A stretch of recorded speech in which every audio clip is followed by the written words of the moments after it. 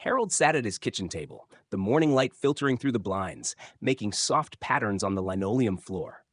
At 74, mornings had become his favorite time. The quiet, the warm mug of black coffee, the hum of the refrigerator. It was peace distilled. But there was something else on his mind that day, something that had been building for months now. A sense that the world he'd spent decades navigating no longer fit. Not because the world had changed, but because he had. That afternoon, he took a yellow legal pad and started scribbling down thoughts, things that used to matter, things he used to chase, worry over, or cling to. But now, they simply didn't make sense anymore. With each line, he felt something loosen, as if he were finally giving himself permission to live honestly. But 1. Chasing approval. Harold had spent most of his career trying to please people, bosses, clients, colleagues.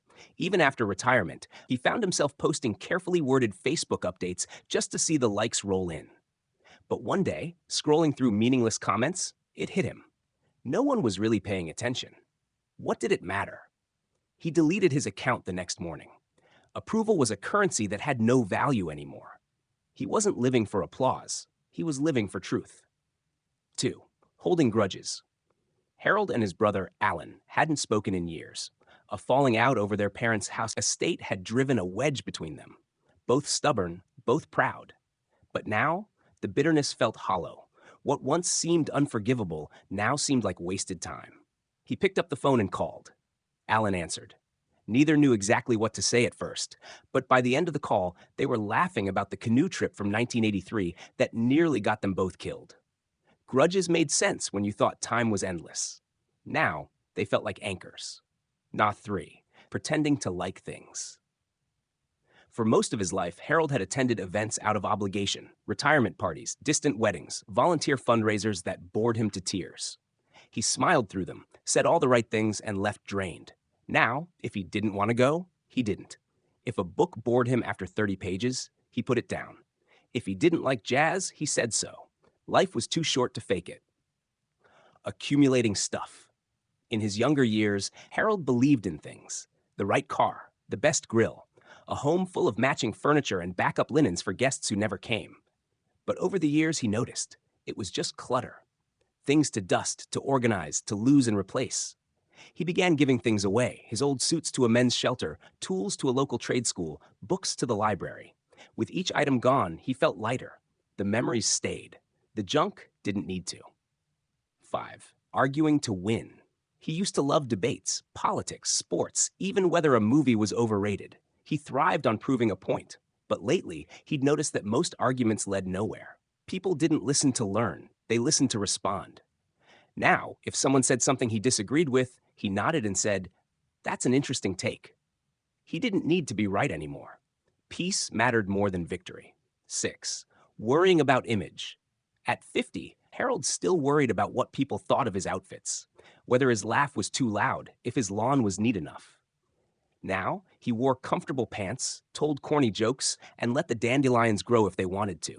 He wasn't trying to impress anyone. He had nothing to prove, and that was freedom. Postponing joy.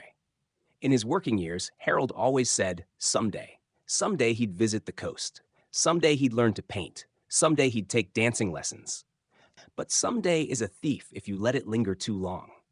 After turning 70, he booked a trip to Maine and walked barefoot along the Atlantic shore. He signed up for a painting workshop and painted crooked trees with pride. He danced with a widow named Rose at a local community center, both laughing until they cried. Joy wasn't something to earn. It was something to allow. 8. Saying yes when he meant no. Boundaries used to scare Harold. He hated letting people down. So he agreed to things he didn't want to do, went places he didn't enjoy, helped when he was already stretched thin. Now he said no, kindly but firmly. And he said yes with joy when he really meant it. He didn't owe anyone his time if it came at the cost of his peace. 9. Pretending time was unlimited. This, more than anything, was the great illusion of youth, the belief that there would always be more chances, more years, more do-overs. But after 70, the days felt more precious. Not in a morbid way, but in a clear-eyed, honest way. It made mornings like this one sweeter. The taste of the coffee, the soft shuffle of his slippers across the floor, the sound of the wind outside the window. It made him treasure slow walks with Rose, Sunday dinners with his daughter, and quiet nights with a good book. It made him want to use the time he had not for anything grand, but for everything real. By the time Harold finished writing, the sun had shifted across the kitchen. His coffee had gone cold, but he didn't care. He folded the paper, slid it into his journal, and smiled. These weren't rules. They weren't lessons in a book. They were truths carved by time, softened by heartache, and illuminated by age. Life wasn't about holding on anymore.